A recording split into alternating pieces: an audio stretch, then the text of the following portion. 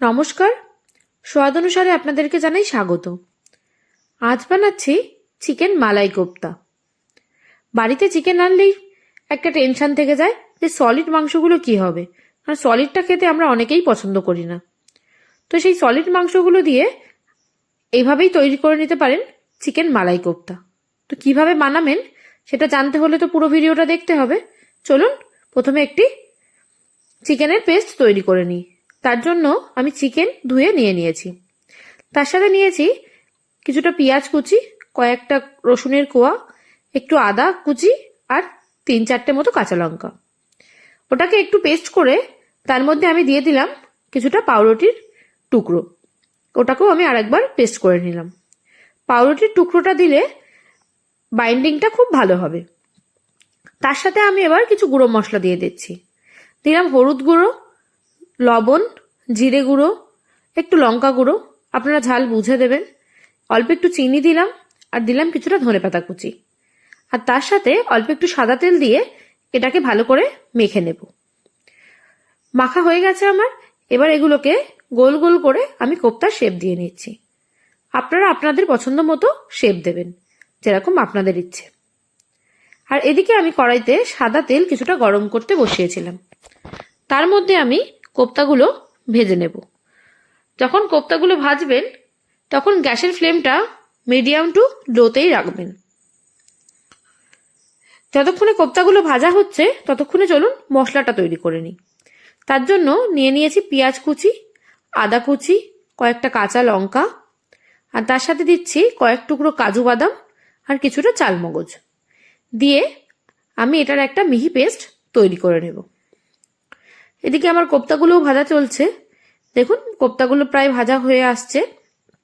এক পিঠ হয়ে গেছে, আমি আর এক পিঠ উল্টে দিয়ে এপিট ওপিট ভালো করে ভেজে নিচ্ছি।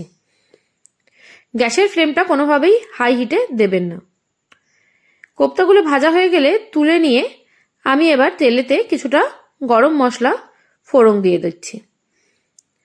গরম মশলা ফোড়ন দিয়ে তার মধ্যে আমরা যে মশলাটা তৈরি করে রেখেছিলাম ওই মশলাটা এবার দিয়ে দিলাম।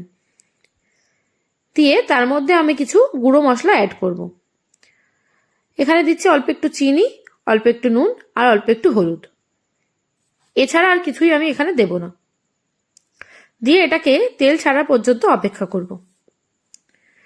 যখন তেলটা ছেড়ে আসবে মশলা থেকে তখন আমি পরিমাণ মতো জল দিয়ে দেব। দিয়ে জলটাকে ফুটতে দেব। জলটা যখন ফুটে যাবে সেই পর্যায়ে যে কোপ্তাগুলো আমরা ভেজে রেখেছিলাম সেই কোপ্তাগুলো এবার একে একে এর মধ্যে দিয়ে দেব। দিয়ে ঢাকা দিয়ে কোপ্তাটাকে সিদ্ধ হতে দিতে হবে, যাতে কোপ্তার ভেতরে ঝোলের রসটা খুব ভালোভাবে ঢুকে যায় এবং কোপ্তাগুলো পুরো নরম হয়ে যায়। দেখুন আমি ঢাকা দিয়ে দিলাম।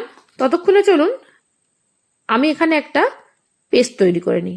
তার জন্য আমি অল্প একটু পনির নিয়েছি, এটাকে পেস্ট করে নিয়েছি। পেস্ট করে পনিরের পেস্টটাকে আমি এই ঝোলের মধ্যে অ্যাড করে দিলাম। এটা যখন ঝোলটা প্রায় পুরো টেনে আসবে তখন একটা মালাইয়ের মতো ক্রিমি টেক্সচার হয়ে যাবে। আমি এখানে ফ্রেশ ক্রিম দিলাম না, আপনারা চাইলে এই পর্যায়ে ফ্রেশ ক্রিম দিতে পারেন পনিরটা অ্যাভয়েড করে। যখন ঝোলটা টেনে প্রায় ঘন হয়ে আসবে সেই পর্যায়ে আমি অল্প একটু ঘি দিয়ে এটাকে চাপা দিয়ে রেখে দেব। তারপরে নামিয়ে সার্ভ করব। দেখুন আমার কোপ্তাটা রেডি হয়ে গেছে। আপনারা দেখে বুঝতেই পারছেন ঝোলটা কতটা ঘন হয়েছে। এভাবে একবার বাড়িতে বানিয়ে নেবেন, দেখবেন বাচ্চা থেকে বড় সকলেই খুব ভালোবাসবে। এটা খেতে খুবই টেস্টি হয়েছিল। আর বাড়িতে বানিয়ে আমাকে কমেন্ট করে জানাবেন কেমন লাগলো। আর যদি ভালো লেগে থাকে একটা লাইক করে দেবেন আর সকলের সাথে প্রচুর শেয়ার করবেন, যাতে তারাও এভাবে বাড়িতে মালাই কোফতা বানিয়ে নিতে পারে। আর আমার পেজটা একটা ফলো করে দেবেন, যাতে এরকম নিত্য নতুন রেসিপি দেওয়ার সঙ্গে সঙ্গে আপনাদের কাছে নোটিফিকেশনটা পৌঁছে যায়। আর যারা ইউটিউব থেকে দেখছেন তারা সাবস্ক্রাইব করে দেবেন। আজ তবে আসি।